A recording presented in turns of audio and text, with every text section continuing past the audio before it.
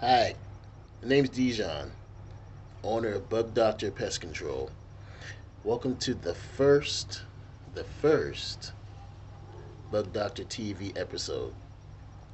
So, in my episodes, what I do is give you basic advice on your everyday pest control needs, whether it's roaches or mice, rats, or any preventative maintenance that you could do. Um, I eventually will have in my link that you can also click on my website if you need any additional information or if you want to hire a professional to come out to your home. So let's get started. Today, I'm going to talk to you about roaches. Roaches are nasty, and specifically German roaches. So, German roaches, they invade your homes, they invade your businesses. They are very nasty. They carry very nasty diseases. They can cause respiratory issues, and they just get into everything and crawl over everything. I mean, they can make your if you're a restaurant, you make your meats and everything spoil. If you're at home, they can make things like bread go bad. So, how do you get rid of these guys, right? That's what you really want to know. So, here's what I have to say. A big part of dealing with roaches in a home or in a business, the biggest thing, the biggest factor is that you have to be sanitary. Sanitation is a big must. So many people don't understand that. There is a lot of people that have come to me and say, "Hey, Dijon, I need you to do the treatment for roaches." I say, "Okay." My first initial inspection, I only check for what the sanitary issue is. And a lot of times they're like, "Well, so you're not going to spray, you're not going to do this." I say, "Well, sir or ma'am, if you have a sanitary problem that is inviting these pests to your home or your business, that has to be corrected first before we can do anything, because the spraying, the treating, all that good stuff is not going to make a difference." So sanitary is your first must. Okay, it has to be clean. Surfaces have to be clean. If it's in a house, trash has to be emptied. Inside of trash cans, things of that nature have to be cleaned out. Um, Wiping down your cabinets wouldn't be a bad problem every now and again, and then replacing your plates back in there after that. Very, very seldom do people clean under and behind their stoves at home. That's a big habitat for roaches. I mean, they hide behind your stoves and everything. So that's a big one as well.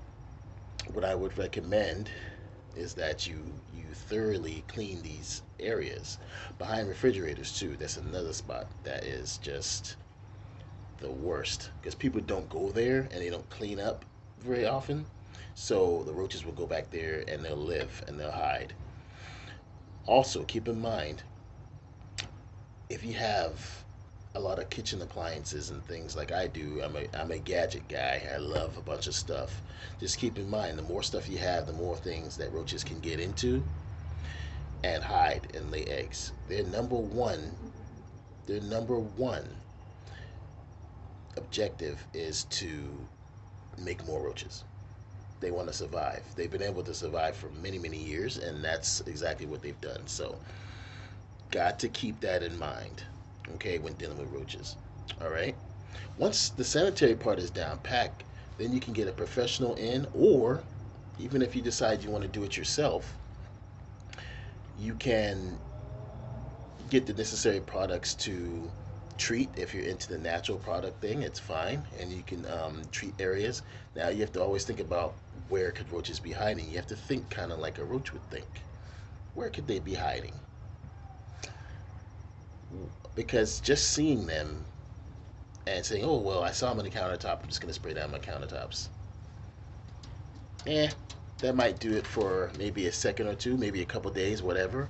But that's not going to be the ultimate fix all for your issue. So I would recommend that you would just look for harborage points. which is living places, and then treat those areas. Harbor areas can be under the sinks, under and behind dishwashers, behind refrigerators, behind stoves and along the sides of stoves, in cracks and crevices along the cabinetry on the back side of the stove, and of course in appliances, like I said. Untreated, roaches can get out of control very fast. Okay, so you don't want to do that. All right, don't want to let roaches get out of control. If you see one or two, either you call a professional or you call somebody, or you go handle that yourself, or however you want to do that. Okay. All right, so you got sanitation down, you got treatment down. Next, after the treatment, it's not over yet.